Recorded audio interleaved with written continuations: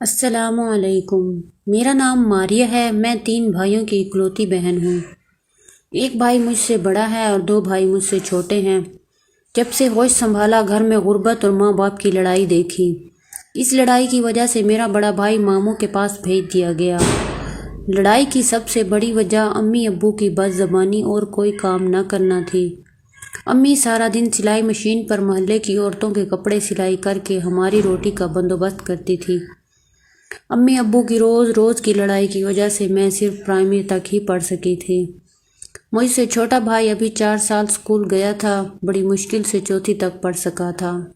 اس کے بعد اس نے کہا کہ میں نے میکینک کا کام سیکھنا ہے۔ سب سے چھوٹا بھائی جس کی عمر 7 سال ہے، وہ پرائیویٹ اسکول میں پڑھ رہا ہے۔ وقت کا کام ہے گزرنا، لہٰذا وہ گزرتا گیا۔ دیکھتے ہی دیکھتے میری جوانی کی دہلیز پر قدم رکھ دیا۔ سیانے لوگ کہتے ہیں جوانی مستانی ہوتی ہے، مگر کہتی ہوں لوگ غلط کہتے ہیں۔ میری امی کا ایک کزن جو دبئی میں جاب کرتا تھا، ماموں کا بھانجی، اس کا نام ماجد تھا، پیار سے اسے ماجو کہتے تھے، اور میں بھی اسے ماجو ماموں کہتی تھی۔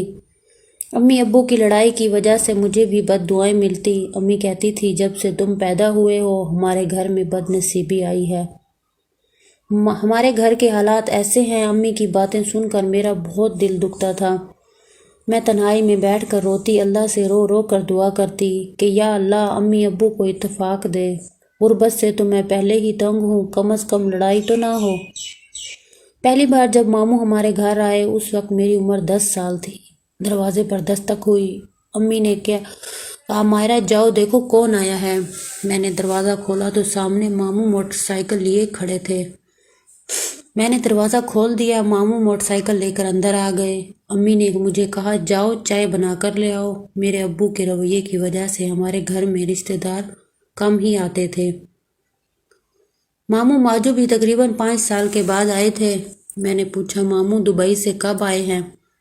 بولے 4 دن ہو گئے ہیں، پھر سوچا کہ باجی کائنات کو مل آؤں۔ اچھا ماموں میرے لیے کیا لائے ہو؟ میں نے جلدی سے کہا تو بولے میں آ گیا ہوں، یہ کم ہے۔ کیا اس وقت ان کی یہ باتیں سمجھ میں نہ آتی تھی، مگر بعد میں خود پتہ چلا۔ ایک دن ہمارے ساتھ رہے، پھر جاتے وقت مجھے 500 روپے دے گئے اور ہمارے گھر کا موبائل نمبر لے گئے کہ جا کر آپ لوگوں کو فون کرتا رہوں گا۔ وقت امی ابو کی لڑائی میں گزرتا گیا۔ 2-3 ماہ بعد بھائی آتا، ایک دن مشکل سے رہتا پھر چلا جاتا۔ امی کو بڑے بھائی سے زیادہ پیار تھا۔ اسے کہتی تھی کہ تم ہی نے تو میرے دکھ ختم کرنے ہیں۔ میں تو تنگ آ گئی ہوں تمہارے باپ کی باتیں سن سن کر۔ دل لگا کر پڑھائی کیا کرو، اللہ تمہیں کامیاب کرے گا۔ میں 12 سال کی ہوئی تو امی نے میرا محلے میں آنا جانا بند کر دیا۔ بقول ان کے میں اب بڑی ہو گئی تھی۔ اسی دوران میری آنٹی ماجدہ کی اچانک وفات ہو گئی۔ ہم سب وہاں پہنچ کے وہ مجھ سے بہت پیار کرتی تھی۔ 3 دن ہم وہاں رہے۔ وہاں ہمارے ماموں ماجو بھی آئے ہوئے تھے۔ 3 دن میں وہ زیادہ تر ہمارے ساتھ رہے۔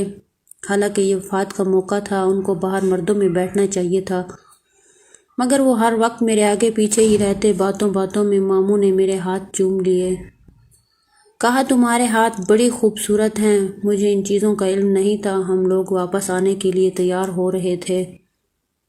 ماموں ماجو کمرے میں آ گئے اور کہا میں کل آپ لوگوں کے گھر آؤں گا، آپ لوگوں سے ملنے کا دل چاہتا ہے۔ امی نے کہا آج ہی آ جاؤ، تمہارا اپنا گھر ہے، تم غیروں کی باتیں کیوں کرتے ہو؟ ماموں ماجو بولے نہیں، میں کل آپ کے علاقے میں کسی کام کے لیے آ رہا ہوں، جب بھی آپ کے گھر میں بھی چکر لگا لوں گا۔ ایک ضروری بات تو میں بتانا بھول ہی گئی۔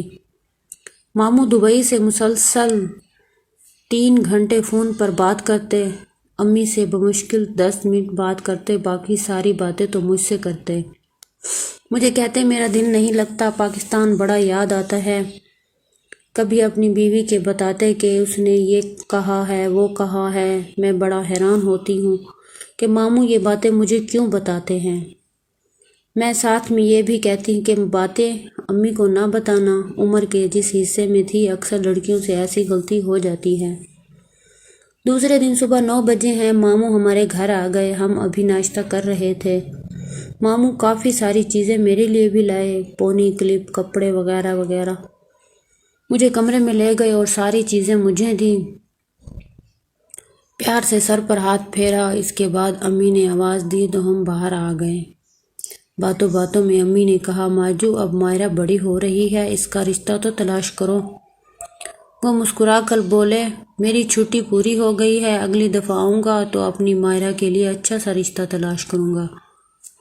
ماموں تقریباً 2 سال بعد پاکستان آئے تھے، کہنے لگے مائرہ کو ہمارے پاس بھیج دو، 3 دن بعد چھوڑ جائیں گے۔ امی نے کہا، میری طبیعت خراب ہے، اس دفعہ رہنے دو، اگلی دفعہ لے جانا۔ وقت گزرتا گیا، ماموں ماجو کی باتوں میں آتی گئی۔ جب بھی فون آتا ماموں کہتے، کمرے میں جا کر بات کرو۔ میں جلدی سے کمرے میں جاتی، اکثر امی ابو کی لڑائی ہو رہی ہوتی۔ ماموں کہتے، تمہارے امی ابو ہر وقت لڑتے ہیں، انہیں کچھ سمجھاؤ۔ میں دل ہی دل میں کہتی، جب امی ابو کو خود احساس نہیں ہے یا جو مجھے بد دعائیں دیتے ہیں وہ میری بات کیسے مان سکتے ہیں۔ ایک دن امی ابو کی لڑائی عروج پر تھی، ہم بہن بھائی خاص کر ان کے نشانے پر تھے۔ اب وہ کہتے، مائرہ بڑی ہو گئی ہے، اس کا خیال رکھا کرو۔ امی کہتی، تم گھر پر ہوتے ہو، تم ہی خیال رکھ لیا کرو۔ یہ باتیں سن کر مجھے بڑا دکھ ہوتا ہے۔ یہ کیسی ماں ہے جسے پتہ ہی نہیں ہے کہ اس کی بیٹی جوان ہو گئی ہے، کیا پھر اسے کچھ اچھا برا بتانا ہے؟ بس امی ابو کے پاس بیٹھی تو یہی گلہ کرتی، 10 بجے تک سوئی رہتی، گھر کے کام نہیں کرتی، سلائی مشین پر نہیں بیٹھتی، خیر کچھ باتیں اپنے پاس سے بنا کر کہتی۔ مجھے بڑا دکھ ہوتا۔ 2 سال اور گزر گئے۔ ماموں ایک بار پھر پاکستان چھٹی پر آئے۔ 1 ہفتے کے بعد ہمارے گھر آئے تو اپنی بیگم کو بھی ساتھ لائے۔ رسمی دعا سلام کے بعد ماموں نماز پڑھنے چلے گئے۔ ان دونوں کے رویے سے لگتا تھا کہ ان کی آپس میں نہیں بنتی۔ ماموں مجھے جو کچھ اپنی بیوی کے بارے میں بتاتے میں سچ مان لیتی تھی۔ بہرحال مجھے دل سے ان کی بیگم اچھی لگتی تھی۔ ایک دن ہمارے پاس رہے، دوسرے دن صبح کا ناشتہ کر کے چلے گئے۔ جاتے جاتے مجھے کہا، تیار رہنا، ہم آپ کو لینے آئیں گے۔ امی نے بھی مجھے ان کے گھر جانے کی اجازت دے دی۔ 14 سال کی عمر کو پہنچی تو ہر کسی کا دھیان میری طرف ہو گیا۔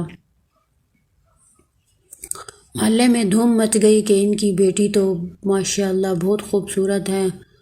محلے کی جو بھی عورت آتی مجھے دیکھ کر حیران رہ جاتی، پتلی کمر، باریک ہونٹ، ناگن سی زلفیں۔ محلے کی لڑکیاں کہتی تھی، تو کسی امیر کے گھر پیدا ہونا چاہیے تھا۔